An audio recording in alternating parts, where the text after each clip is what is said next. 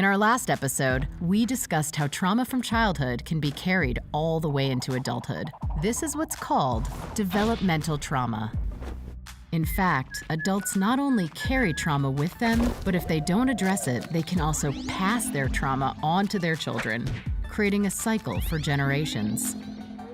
The good news, though, is that the work you're doing in this academy will help stop that cycle in its tracks. So give yourself some credit for that. Now, let's talk about why it affects us so much when the adults in our lives can't meet our basic needs. You see, humans, we're designed to work in community. A healthy community offers support and makes every aspect of our lives easier. Remember when we said that one of our basic needs is connection?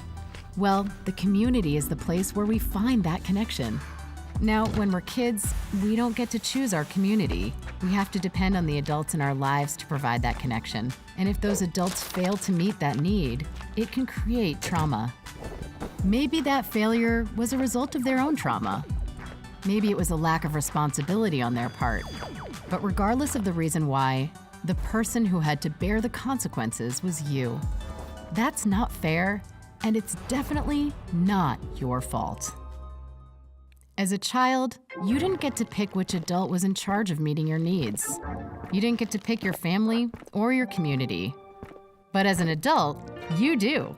You get to choose who you surround yourself with and who you spend time with. It's honestly one of the best parts about being a grown-up. So while adult decisions might have affected you, they don't have to define you. Whatever happened in your past, the traumas you are or aren't yet aware of, they're not your fault. What you're responsible for is what you do moving forward and who you do it with.